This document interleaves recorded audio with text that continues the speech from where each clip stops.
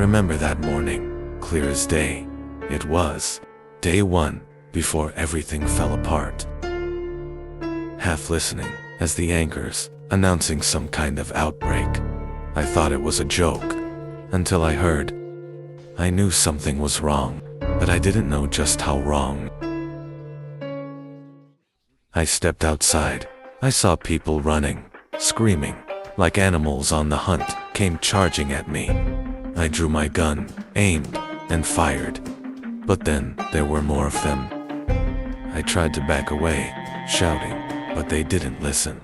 I knew I had to get to the station, the Rosewood Police Department. Maybe I'd figure out what the hell was going on. My heart pounding, I saw it. I could barely process what I was seeing. The man was eating someone, gnawing on flesh with a hunger I'd never seen in a human. I gripped my knife, the sounds of its feeding filling my ears. I raised my knife and drove it down. The creature snarled, but went limp almost instantly. I saw a man in firefighter gear. The man turned slowly, his face slack, eyes hollow. My heart pounded as I pushed him back, my mind struggling to comprehend that this firefighter is not human. This was no longer the world I knew, and these things are zombies. I couldn't afford mercy. My gun ready, but my mind numb.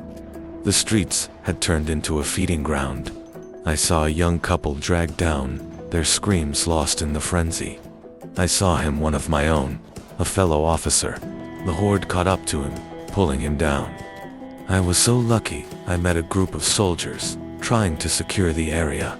For a moment, I felt a flicker of hope. Maybe I wasn't completely alone in this nightmare. We fought together, pushing back the endless waves of infected, covering each other as we moved. As I reached the station, my heart sank. Blood streaked. Whatever had happened here, it was already too late. I saw my commander is dead. The soldiers held their ground, pushing forward in what felt like an endless fight. The roar of aircraft above, the wailing of sirens, the crack of gunfire, and the relentless guttural moans of the infected. It all blended together into a hellish symphony that rattled my bones. Wave after wave, the zombies just kept coming. They were giving it everything they had.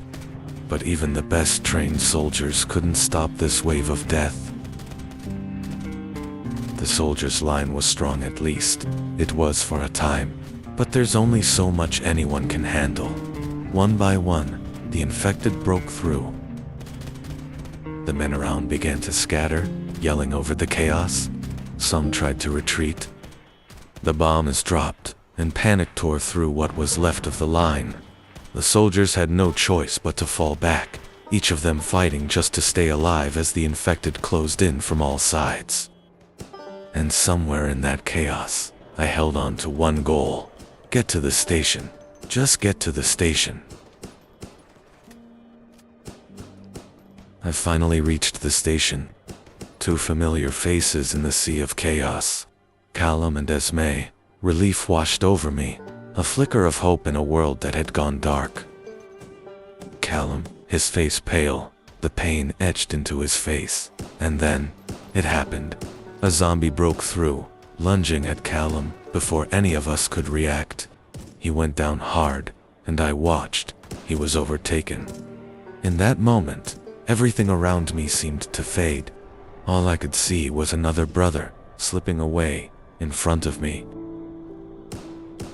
The city was crumbling.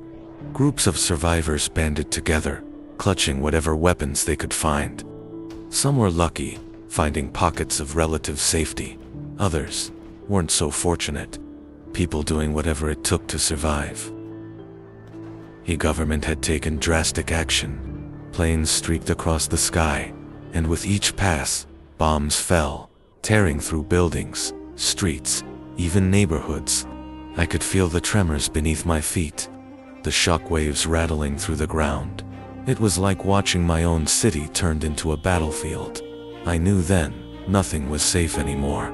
This city, my home, was lost. All that remained was survival.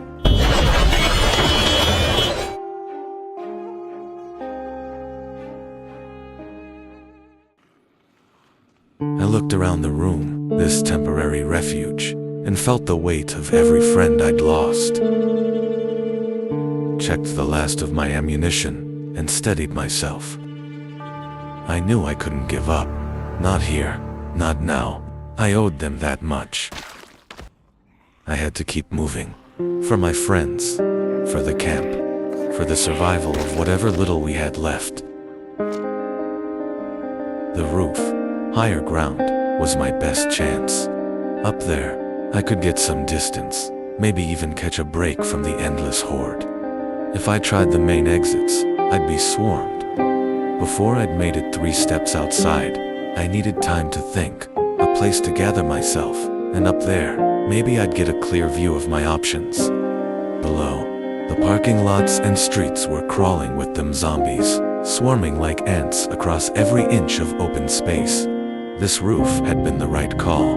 Down there, I wouldn't have stood a chance. The door creaked and groaned as I piled on the makeshift barricade. And I knew it wouldn't hold forever, but right now, it was all I had. Sitting there by the faint warmth of the fire, I let myself finally breathe. The weight of the pack, the armor, the weapons, everything that had kept me alive, let it all fall away, if only for this moment. Every bruise, every cut and scrape, was a reminder of the battles I'd fought just to get here. Alone, up on this rooftop with nothing but the night sky and the quiet crackling of the flames, I finally had a sliver of peace. Tomorrow, I'd be back in the fight, but tonight, I'd rest.